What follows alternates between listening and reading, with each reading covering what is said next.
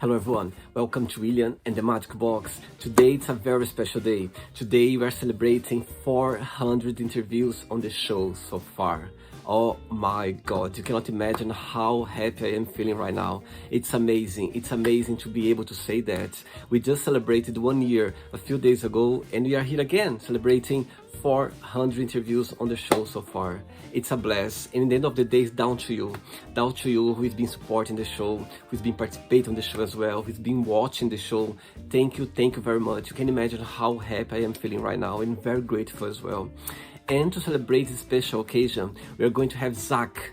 Zach is from Canada and he's a life coach, he's an entrepreneur, and also he's a businessman. He's a very intelligent guy. He's here to help you to change your life forever, to a good way, to a better way. For sure, he's the right person to contact, the right person to be in touch with.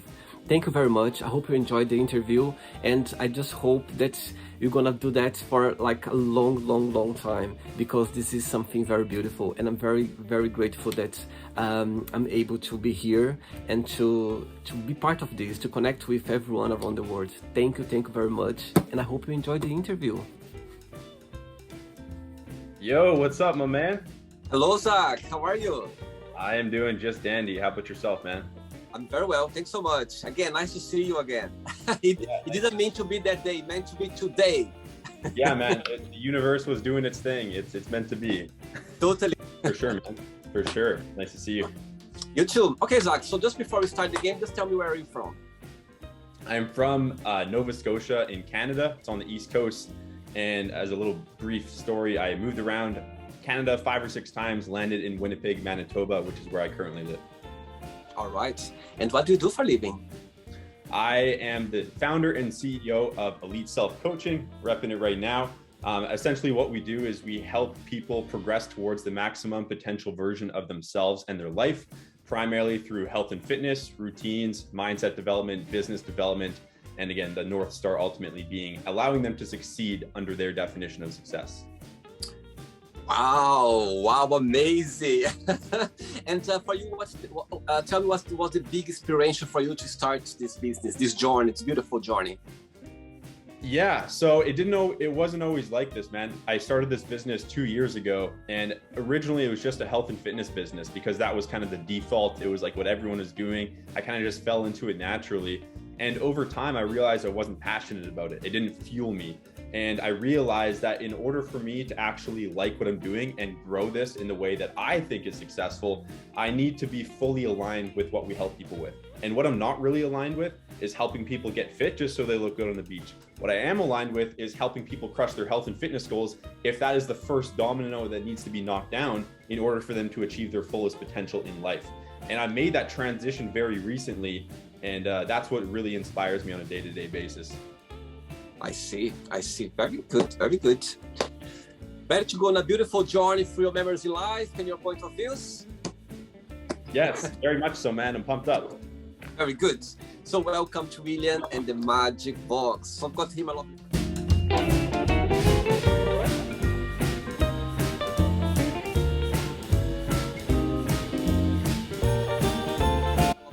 Full of random fun questions, okay?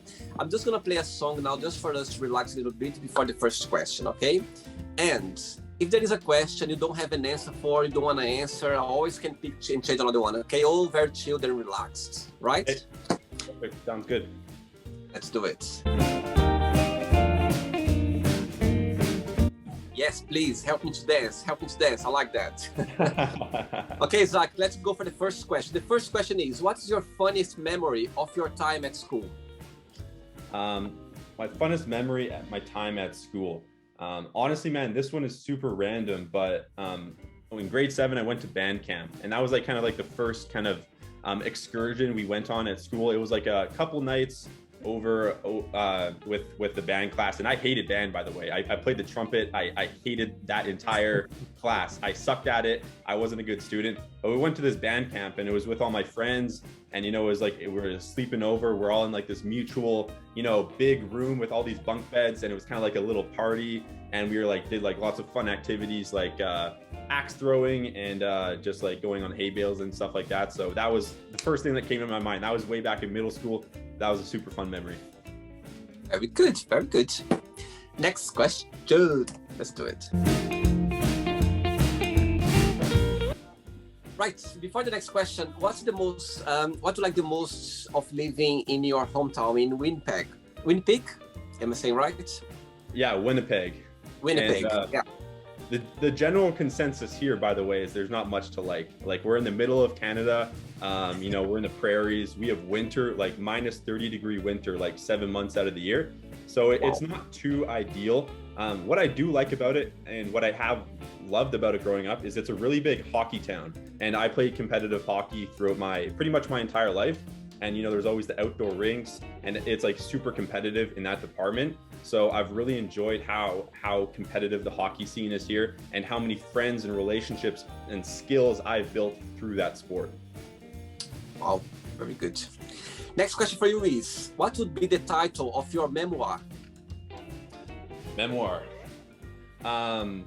A memoir is memoir. That's kind of like an autobiography, right? Is that correct? Just so I understand. Yes. Yeah. Like your memory is like your autobiography. Yeah. What would be the title? I would say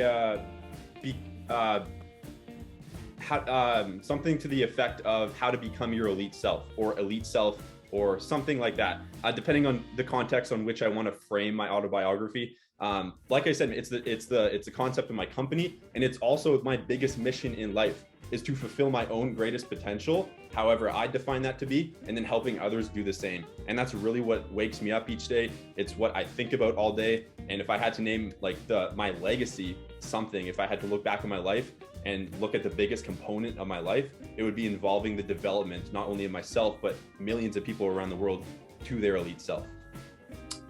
Good, like that, amazing. Next question for you, Zach. Let's do it. Great dancer. Next question for you is, what makes you very sentimental? What makes me very sentimental and / emotional is thinking about my mom. My parents divorced at an early age. I was like 7 or 8, somewhere around there. And ever since then, my mom has raised me as a single mother, me and my brother. And she has, sacrificed a lot of her time, energy, and money to really create every opportunity possible for my brother and I, whether that's sports growing up or opportunities or school trips or whatever the case may be. She has fully supported us and really devoted her life to being an amazing mother. And even me and my brother both dropped out of university, by the way. And that was very hard for her. Like, she's, more in a conventional mindset where she actually works at a university. So it was very hard for her to watch us drop out of what she considers, the road to success, right? But she gave us space to pursue our dreams, despite the fact that she disagreed with us. And I'm extremely grateful for who she is as a person and what she's allowed us to do. And that's a big reason of why I'm in business as well, to create a life of financial freedom for not only myself, but also my family, specifically my mother. And that's a very emotional piece of my why. So that's something I get sentimental about. Beautiful. She will be very proud to hear that. Watch the interview in the future for sure. For sure. Next question, Zach. Have you done your workout today already or not yet? I sure have, man. Right, before the next question, tell me, as I can see, you are very into fitness, you have an amazing body. How did fitness came into your life? Was like a choice, or it just naturally came into it? So fitness originally came into my life through sports. I played hockey competitively, like I mentioned, and pretty much every other sport under the sun, through whether it was just recreationally or competitively. And so through a lot of competitive sports, there was also dry land training, which is what it's called, where you go work out with the team, do cardio, do like endurance training. So that aspect really introduced me to fitness. My mom also used to be a personal trainer, and something else I'm grateful for my mom is that she really forced my brother and I into a healthy lifestyle. And at the time, I didn't like it so much. All the kids at school were getting the chocolate and the Rice Krispie squares at lunch, and they're getting all this good food, right? And we're stuck with, the healthy stuff like carrots and, sandwiches and stuff like that. And she also always forced us to go outside as opposed to playing, watching TV or whatever else. So my mom was a pivotal part of introducing us to fitness and also a healthy lifestyle in general. And that really gave me the foundation to really take it to other levels myself. Very good. Very good. Next question is, what's the biggest difference between you and your best friend? I wouldn't say that I have one best friend. I actually have, I think, maybe like three that I hold near and dear to my heart, and they're very different people. One of my best friends, his name is JD. He and I are very different in a lot of ways, and on the surface. However, I would say that, you know, like, we're really connected as friends. Like, he was like one of my first friends in Winnipeg, and we have such a close bond, despite the fact that there's a lot of differences. I would say that the main difference that we have is just our definition and our vision of what we want to achieve in life, like on you know, different ends of the spectrum. And but despite that, we still like get along super well. And my other two best friends that I would say are kind of up there as well. We're actually very similar in a lot of ways. One of them is actually within my company, and you know, we love a lot of the same hobbies and are very similar in our ambitions. But yeah, my one main best friend, again, the vision, I would say, for our lives is the main difference there. Good. Next question. Yes, sir. Let's do it. Next question, Zach. What talents do you wish you had? The answer is none. I don't wish I had any talents.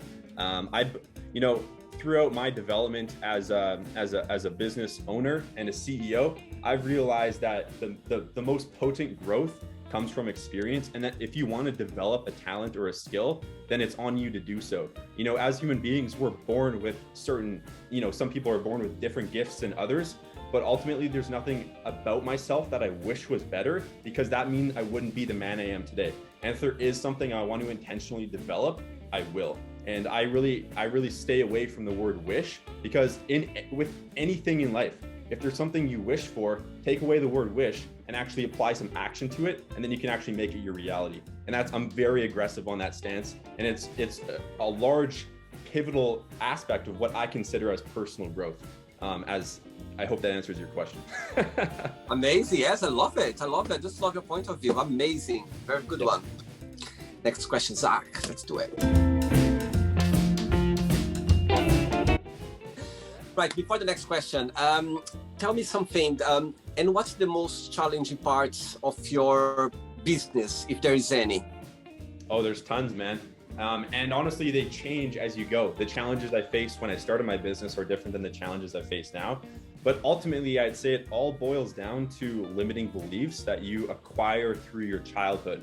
So you can, you know, through growing up, we learn most of our subconscious programming from ages 0 to 7. And during that time, depending on what your parenting looks like and what your childhood looks like, you can get really messed up. And thankfully, I had a really good childhood, relatively. But despite that, I think there are still some subconscious limiting beliefs around money, around being worthy of success and being accepted if I do succeed. Those, among a few other things, fear of rejection, I think, is up there too. Those things can really shoot you in the foot if, as a new entrepreneur. And those are things that, you know, can prohibit you from taking a lot of action. It's crazy how powerful they can be. And any surface level challenges that you might have usually boil down to subconscious limiting beliefs. So those are my top limiting beliefs, and I have removed a lot of the power from them through becoming aware of them and, you know, doing affirmations that contrast them and things of that nature. But they still you know, show up every now and again. But those were, and I didn't know it at the start, but those were a lot of the challenges that I faced, and a lot of entrepreneurs face. The other day, I heard something that stuck to my head. It said, like, when you start like a business or your journey, it says it doesn't get easier, but you get better. Do you agree? I do agree. I do agree. Yes.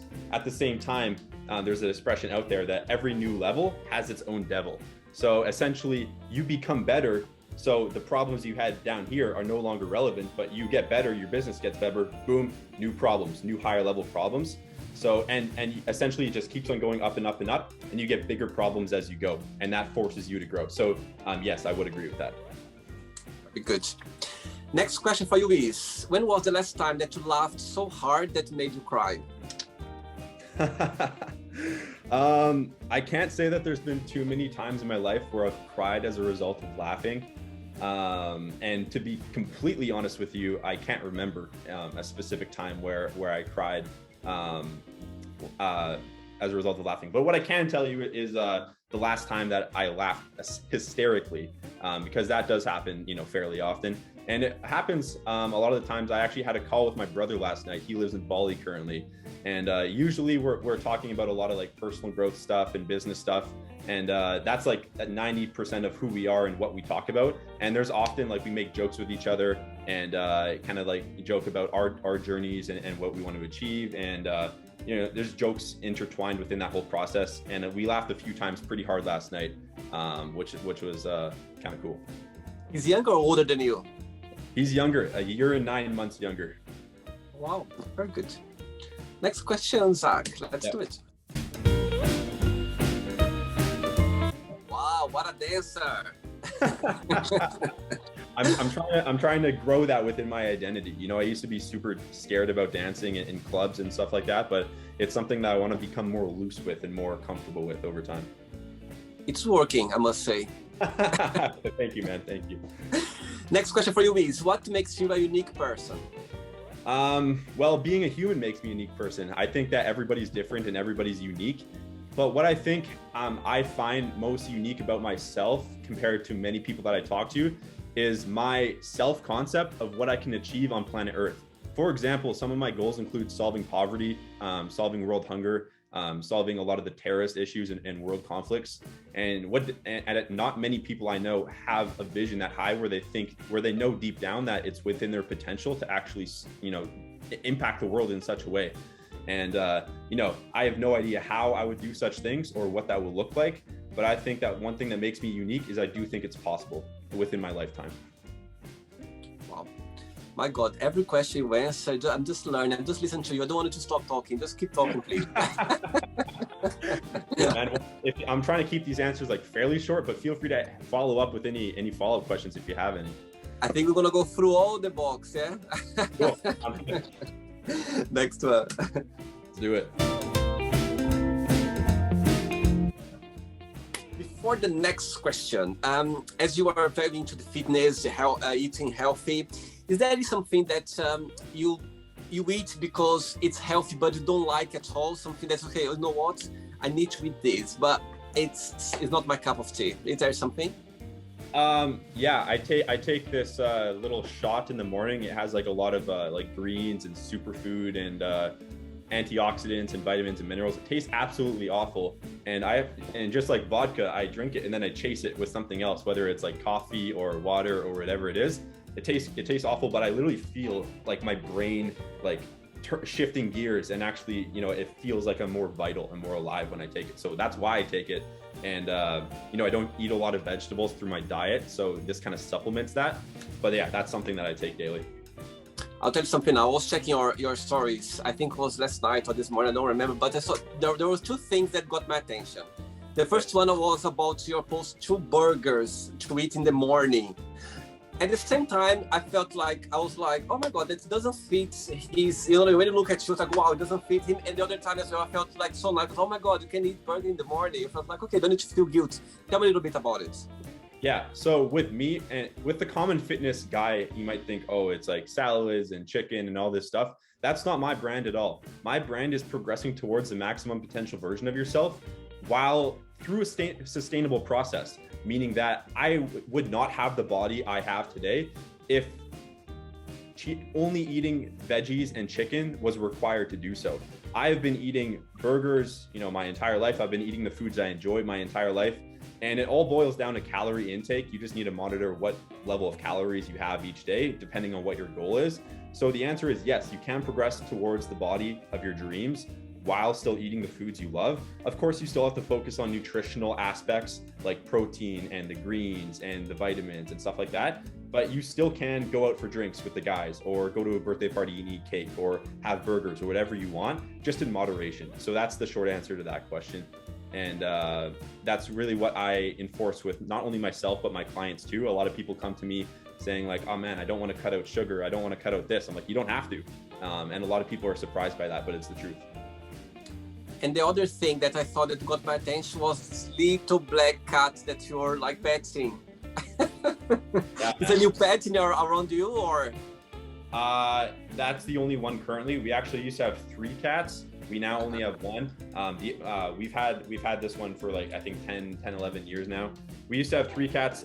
The other 2 started peeing everywhere around the house, and they started like becoming very inconvenient. And so we gave them to a cat farm, and they're running around there now. But we have 1 left, and his name is FIFA, and he's awesome. He's like really low maintenance, really cuddly, super friendly. And yeah, I love him to death. Very good. Next question for you is, who do you count the most for help? I would say my brother.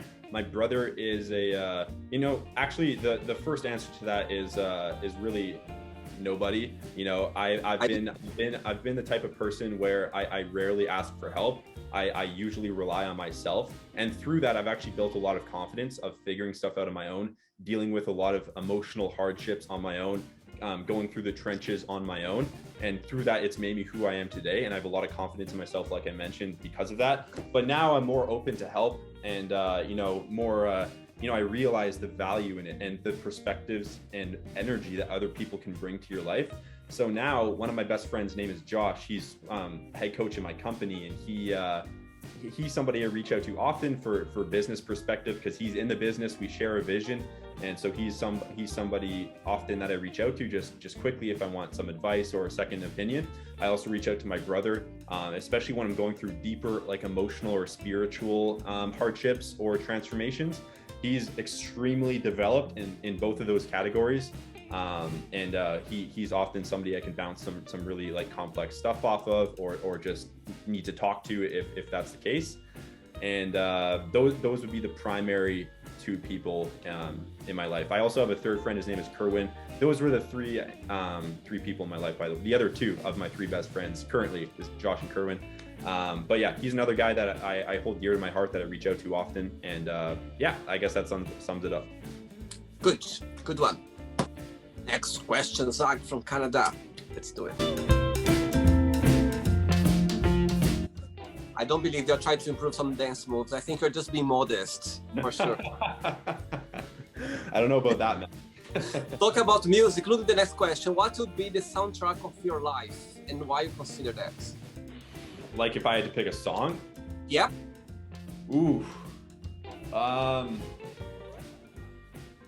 So as a disclaimer, what I listen to predominantly is rap, right? So in terms of the data I'm pulling from here to answer this question, it's very tainted with women and cars and money and sex and that whole rap lifestyle, right? So I'd say there's a large majority of the music I don't relate to personally. I love the vibe. I love the sound. I love how it makes me feel. You know what? I'll tell you this. I don't know about a soundtrack to my entire life. That would be tough to think of. I'd probably have to search through my library, and I'd probably be able to find something. Off the top of my head, though, there's this song called White Iverson by Post Malone. I'm sure you know Post Malone, right? Yeah. And that song, and a lyric in that song is, I need that money like the ring I never won, right? And that relates to me hard because I actually never won any championships in hockey throughout my hockey career, which bit me emotionally. It stings still to this day. And so that's something that like I relate to directly in terms of one emotional aspect of my being. Good answer. Very good. Next question. Wow. Before the next question, I would like to ask you, what's the most frequent questions that your clients, they come when they need you for needs or they look after your help? What are the most frequent questions? So with health and fitness, I actually don't have a hand in that as much anymore. I have coaches in place that actually take care of the health and fitness side of things with my clients. I'm primarily there in terms of mindset and business strategy. And honestly, man, when people reach out to me on Facebook or whatever it is, there's a lot of surface level questions like, how do I get fit and still eat the foods I love? what workouts I should be doing. There's a whole bunch of surface level questions that are asked. But ultimately what I'd rather focus on than that is a lot of people come to me with a certain result that they want to achieve and no idea why they can't achieve it, like growing their business, or one of my clients is a Twitch streamer, or just developing into the best version of themselves. There's a lot of major aspects that are missing from where they're at. One of them is clarity on what they want to actually achieve. A lot of people are asking me, what should I be doing? Should I do X, Y, Z? Why isn't this working? When they don't even know what their North Star is. They haven't defined what exactly they want to become and what they want to create. And it's impossible to focus on strategy when those two things aren't defined. And I think that's the biggest domino that people really need to focus on first and foremost, is just clarifying what they want to achieve. And then from that, you can just reverse engineer the strategy to actually make those long-term goals realistic in the short term, and then determine what you need to do on a daily and weekly basis in order to achieve them, put them in your schedule, and it all boils down to daily execution. So I would say that is kind of the main piece that's missing when people come to me, whether it's for fitness goals or anything else. Very good. Next question is, how do you make friends?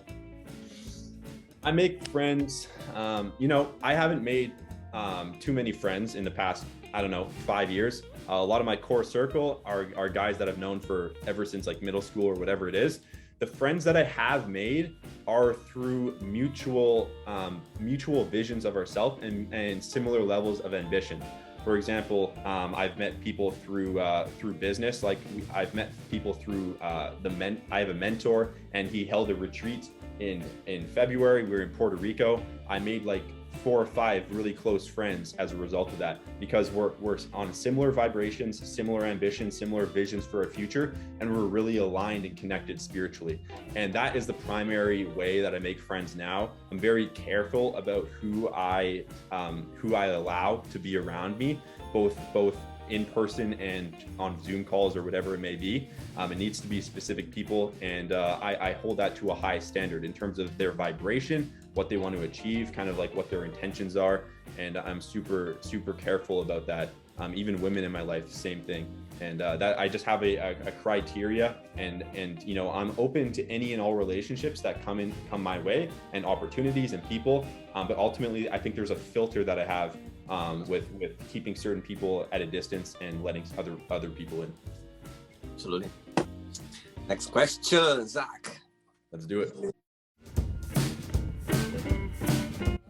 Right, before the next question, of course, as visible, you have this mindset of like businessman, positivity, all of that. But I'm sure there are some days then you find yourself, those moments when you know what I mean, you don't just want to do anything. You just want to kind of lock yourself in your own world, then it's in this sadness. Of course, I'm sure you go through that as well. How do you face that, and how do you deal with that when it happens? That's a really good question, and it's a really high leverage question to ask, especially as an entrepreneur. What you sign up for is an emotional roller coaster, and I've discovered that the emotions that you experience, especially the negative ones, they will show up, but but then it becomes a choice of whether you stay in them or not. So, for example, if something bad happens, it shifts you into a low state. It can be very addicting to stay in that low state for that hour, that day, that week, and it can become a downward spiral. However, the state that we're in is really determined by our physiology. So for example, if you had to describe to me what a depressed person looks like, you'd probably say their shoulders are slumped, their breathing is shallow, their head's down, right? And it's very hard to be depressed when you're like this, when you're breathing deeply, your shoulders are up, you have a smile on your face. It's very hard to remain in that state if your physiology has changed. And this can also look like going for a run, moving your body, going for a workout, listening to music, doing a meditation, whatever it looks like. So the fastest way to get out of a low state is through your physiology. And again, what I mentioned, it's very addicting to stay in the low state. It just is. So the hardest part is actually making the decision to get your body moving. But that is the key to getting yourself out of these states, because a lot of these low states, they're completely, they're not material, they're not rational. And it feels like it's a brick wall that you can't go through when you're in it. But then you take one step, you change your physiology for 2 minutes, and boom, it's like a lot of the power that negative state holds completely diminished. And that is something that I've been working on. I didn't really used to apply that or really know about it in my entrepreneurship journey. A lot of this stuff is stuff Tony Robbins talks about. If you want to learn more about this concept, he's a great source to do so. And he's who I learned this concept from. But if you move your body, you can really just eradicate 90 to 95% of these low states that you go through as an entrepreneur. And in addition to that, not only moving your body, but also moving the needle on your business. So moving your body right away and then taking a baby step in your business that moves you closer towards your full potential, you can feel like $1 million in the course of 20 to 30 minutes from a low state just by doing those two things. And that is a really effective strategy that I take when I feel like I'm in this low states. And one last thing I'd like to mention about this concept is it's important to define why you're in the negative state. A lot of the times we can be telling ourselves stories or attaching meanings to events that aren't necessarily true. For example, let's say a client, they refund or whatever it may be. A story you could be telling yourself is that I'm not good enough, I suck at business, I'm not a good leader, blah, blah, blah, blah, blah, right? Where you can go back into that event and label it as it is. You know, it's like, maybe our delivery wasn't good enough. It's like, we're going to improve instantly. This probably won't happen again or happen much less often. You know, I'm still a good CEO. I'm still a good leader. I still have a valid vision. Let's fucking go. Right. And that in itself, attaching a different meaning to whatever happened can also lift off any or alleviate any negative emotions that are there. As I said before, carry on. I'm just learning. I love it. Right, next question is, what's the silliest thing that you ever posted online? Yeah, so I've posted, you know, there's nothing that I've regretted posting online, by the way, despite how silly it is. So, you know, I would say the main things are the silliest things. I used to party a lot in high school, and I think I posted this online where I was really drunk and a little bit high too. And I jumped on a couch and ripped my pants, and it completely opened like my whole pants, including like the crotch area. Thank God I was still wearing underwear, but it like ripped it up, and I was like still like smiling and like walking around and stuff like that. And somebody took a picture of me, and I'm pretty sure I posted it like on my story or something like that. And yeah, that was during I like I said, I partied a lot in high school, and you know, posted a lot of stuff online. I still post like me and my friends like to shotgun beer on the golf course, and we have races of who can finish first. So that's some silly stuff I still post online. But yeah, I would say that memory from high school is the first one off the top.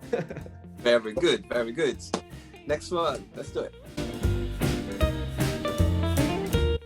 Zach, when you think about this, when you're playing rock, yeah, when you think about it, what's the biggest lesson you took out of this journey playing rock at the time? Playing hockey? Yeah, when you look back, it's like, oh my God, I'm so grateful for that. Besides the, you know, the physical fitness thing, when you look back, what do you think? Oh, I'm so grateful that I went through that journey because I got this lesson out of it. If you can name something. Yeah. So honestly, man, okay. So I've built a lot of good relationships out of hockey. Probably built some good teamwork too. You know, all the regular stuff you get out of teamwork and team sports, stuff like that. But one thing that I've isolated ever since I played high school hockey and then went into junior B.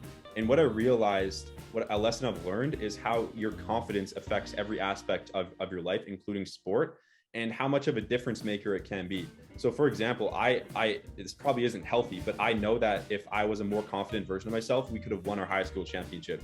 You know, I was one of the best players on the team. I was a very pivotal aspect of what we were going to do. I wasn't a confident version of myself. Stepping into my junior B in university, and I was literally just a shell of myself on the ice. I was probably like a 10th of the player I could be, just due to confidence. And I've realized, and as a result of becoming like 100 times more confident since then, it's so obvious to me how better I could have been if I was just a more developed version of myself.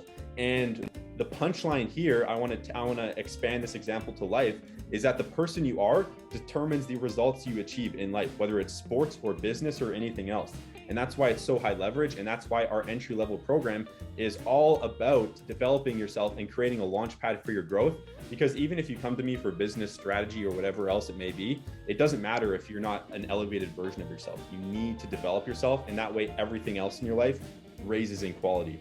And you know, I can't change the past. That's why it stings so much. And I wish I was a better version of myself, but ultimately I wouldn't be the man I am today if I was. So it's something I'm grateful for, but something I'm also really aware of now. Very good. Next question for you is, would you rather be invisible or be able to fly? And what would you do? Invisible or fly? I would say I would rather be able to fly. I feel like when people want to be invisible, it's usually to do something less than ethical. Like I don't see any use of being invisible if you have a solid moral compass, right? There's, you know.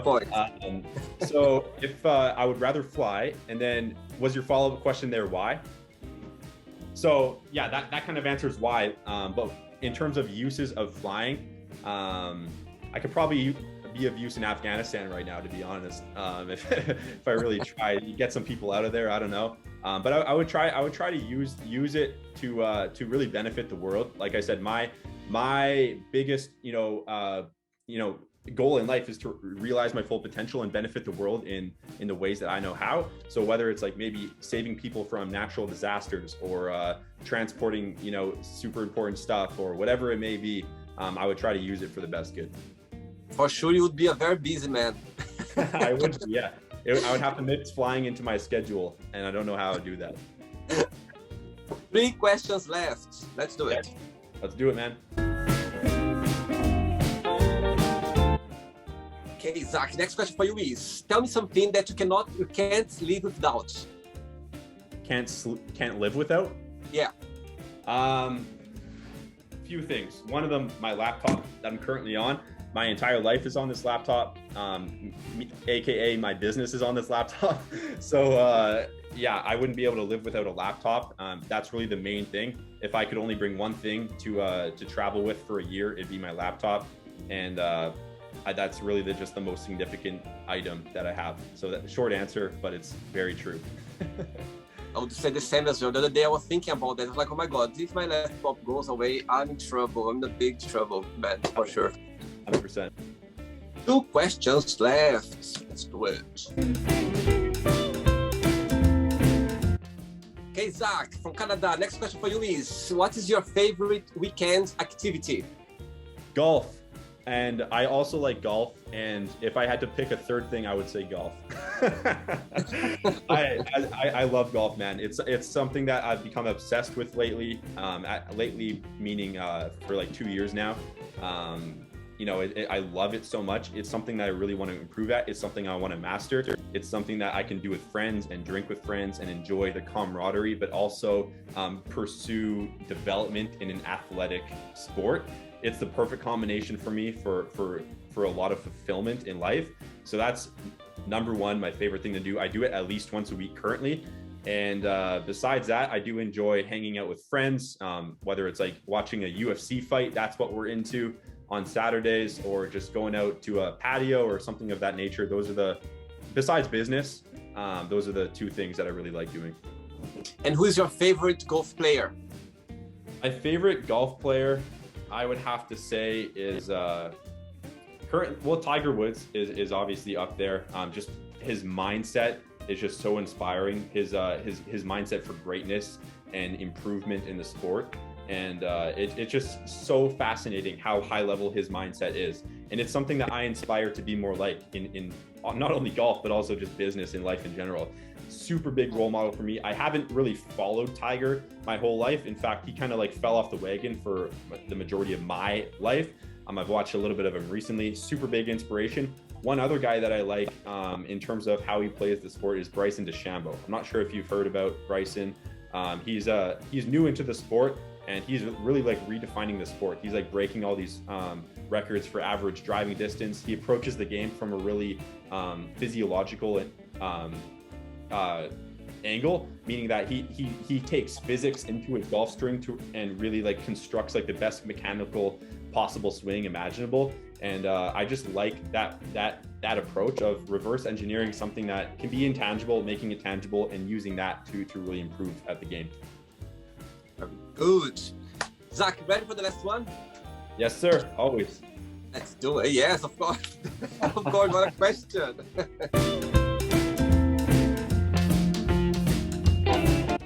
For sure, you're gonna be invited for the William and the Magic Box Season 2, for sure. Awesome. Right, last question is, what's your spirit animal? That's interesting. So as a preface to this question, I have no idea what each animal means. I'm not educated at all in what that actually looks like. So I'm just picking off the top of my head here. I would say, that's an interesting one. Which animal you feel more connected with when you think about, you know what I mean? That's the whole. Yeah. So I can change the question if you want to. I don't know. I'm not one to back down from a question. So if I had to pick something, I would say a leopard. I don't know why, but I'm just feeling it.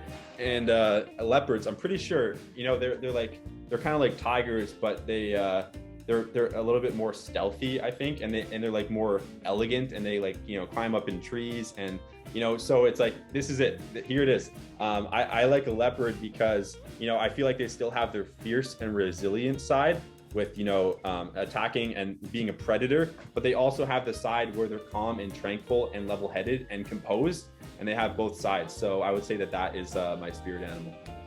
And they never lose their confidence. Their beauty around. You can see always the beauty there. The elegance is always there. Exactly, man. And now that we're talking, I'm very happy with that answer.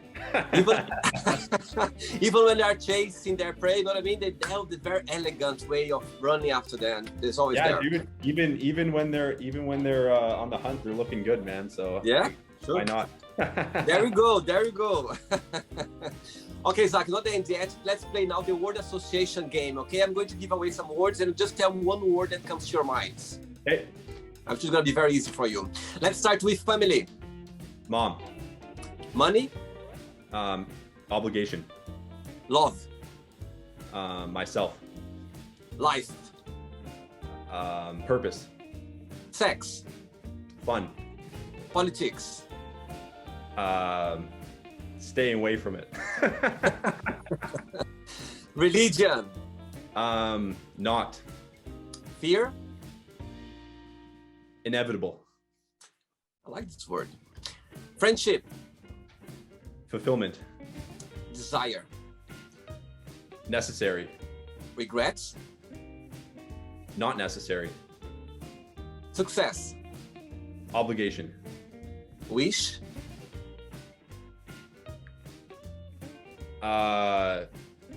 Santa. Like I said, man, I like to stay away from that word wish, so I kind of got I know. That's why I was expecting this, but just to see your reaction. Man, you got me. All right, let's go. How about happiness? Always available.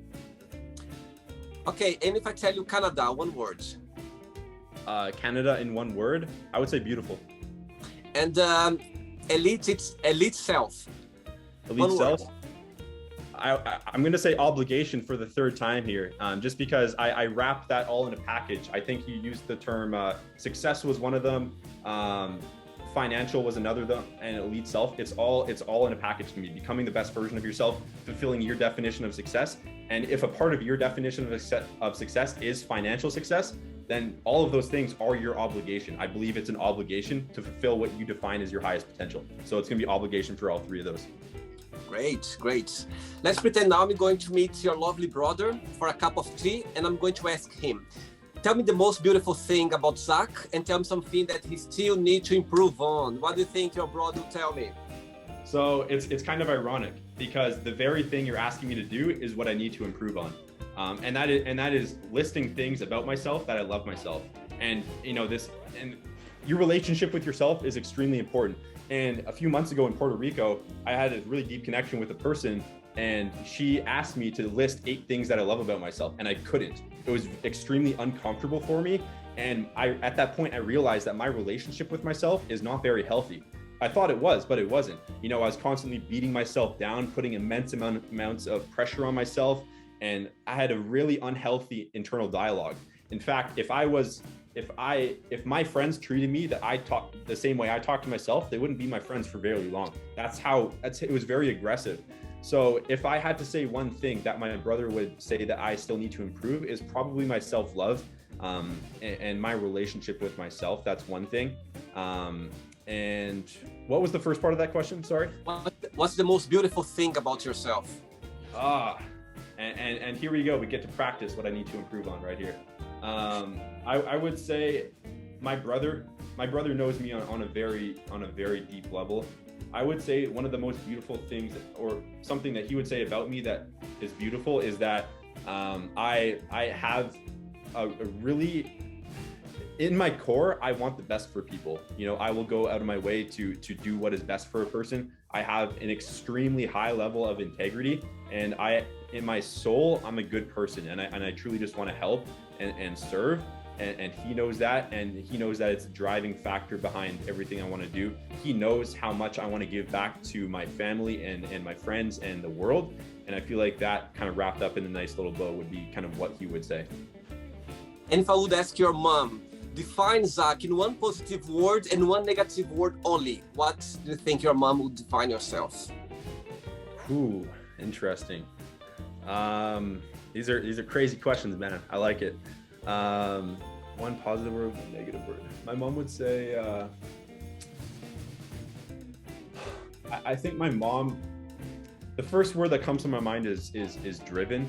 I feel like that can't really encapsulate all the emotion that's behind what I think she would say about me, though.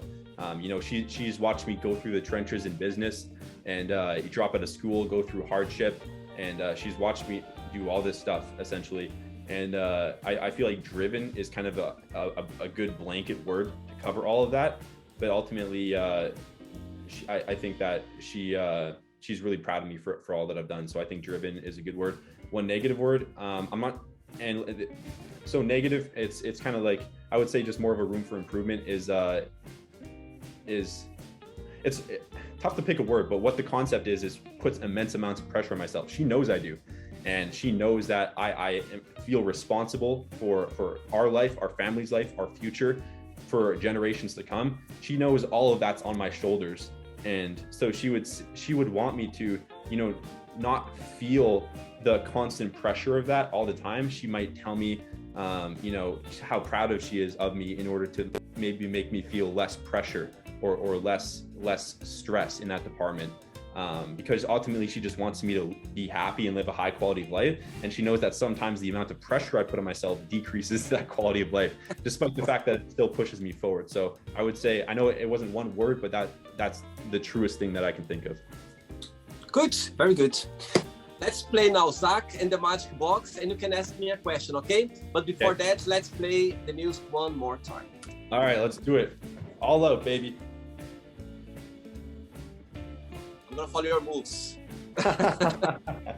Okay, Zach, you can ask me a question now. Okay, so as you might even be able to guess it by now, but what is your definition of the highest potential version of yourself and the highest potential version of what you want to create in life? Wow, what a question. You put me in the spot now. Hell yeah, man. It's a taste of your own medicine. Right. Right. So what I think is, I believe that personally for me, what's it being work on it, like through my life, it's about how to let go of things that's always been hold me back. It's something that's always been to work on it and trying to get, you know. So the older I get, I believe that's something that's already accepted, already know that is there. And I think just the fact that I know is there, it's already a halfway of my journey, because I accept it. I'm grateful for it as well, because I think, you know, we need, and it's part of our life, the part of who we are. It's the only way you can learn and grow. And I think that's what it's something that I've been working on it, and I'm sure, you know, I know it's going to be always there, but I'm sure I'm improving day by day. And the most I work on it, and the most I can see some improvements of myself. And I see, when I look back, oh, there you go, I'm improving somehow. I'm getting there. That would be. And the second part of the question, I believe that I believe everyone comes to this world for a reason. I believe everyone has a path. Everyone, you know what I mean? We come here to leave our signature somehow. It doesn't matter what you do. It doesn't matter what you embrace or what you believe, but somehow you're going to leave there. There's your signature. And I believe that I came to this world, and what my life is about. It's just about connecting with people around the world. I think what I'm doing right now is something connected with that. Just connect with people around the world and let people leave their signature as well, and make them believe and trust themselves and see that, you know, whatever you are here for this world, whatever's going to happen, it's going to leave your signature there.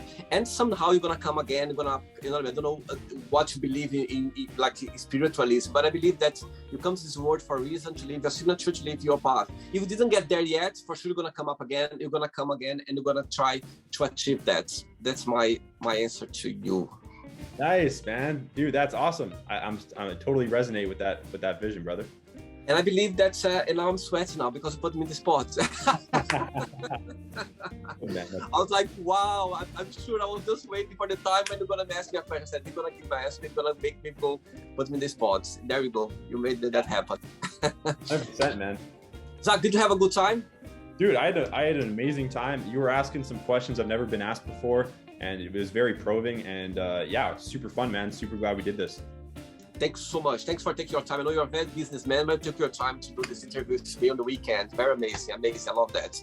But before you go, I'd like to share a positive message, a positive quote that inspires you in life. Yeah, man. So one positive quote, and this is from one of my mentors. His name is Ed Milet.